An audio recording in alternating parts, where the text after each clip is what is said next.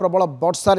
गजपति एक बड़ खबर आसुची महेंद्रगिरी में भूस्खलन होईची रास्ता कटि जाइछि माटी कादुओ पत्थर पड़ी रास्ता जाम होईछि फल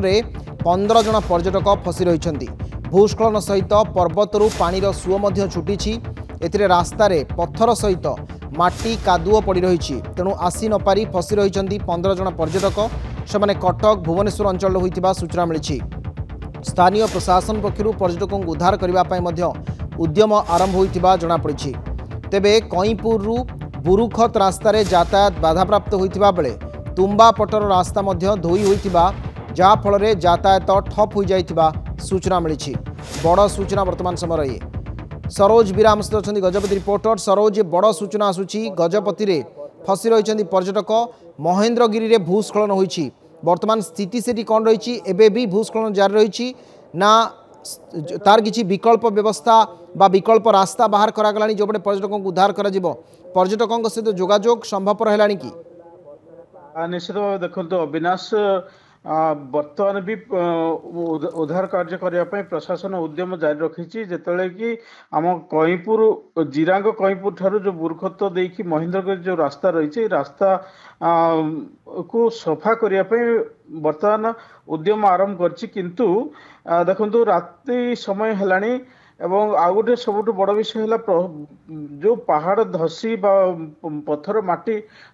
धसी आसिक रास्ता अवरोध हो पानी भी चलुची से उद्धार कार्य बहुत कष्टकर हो जहाँ फल आउ गोटे कथा हूँ जो तुम्बा रास्ता भी रही से रास्ता भी वर्षा धोई हो जाइथिबा सूचना मिली फल उभय पटर रास्ता यातायात बाधाप्राप्त हो पर्यटन माने प्राय 15 जन पर्यटक से फसिक रही निश्चित भाव पर्यटक पक्षर मोबाइल चलुची सहित जोगाजोग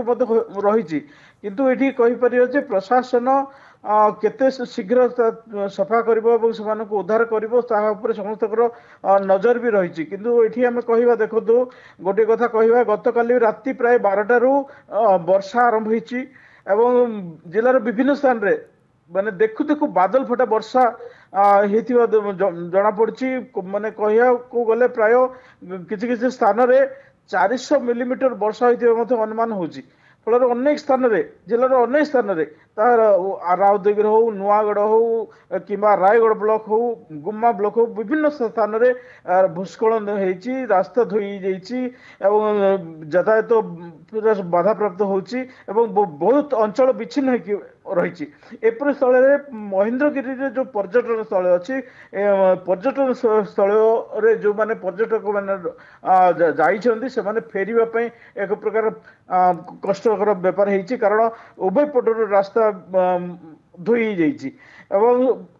देखो पर्यटक माने जो महेंद्रगिरी पर्वत को जाऊँ निश्चित भाव पहाड़ धसवा जदि कथा कहवा बहुत बड़ संकट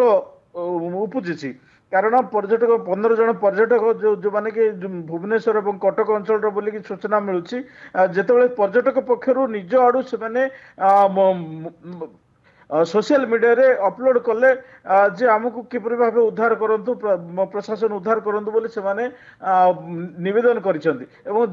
जा फल कि समस्त दृष्टिगोचर आसिला कारण वर्षा लागी रही संध्या समय वर्षार परिमाण किसी कमिबा परे जो उद्धार कारण आहरी बाधा सृष्टि करिछि तेबे आसंता काली सुधा स्थिति रे सुधार आसीबो बोली आशा करा जाउछि तेबे वर्तमान भी माटी अतड़ा धसुछि रास्ता उपरे केवल पत्थर नुहे बरं कादुओ पानी एसो मध्य देखा मिलूँ। अनेक अनेक धन्यवाद सरोज आपन सूचना गजपति रिपोर्टर थे सरोज बीरा अधिक आलोचना करुଥିଲେ।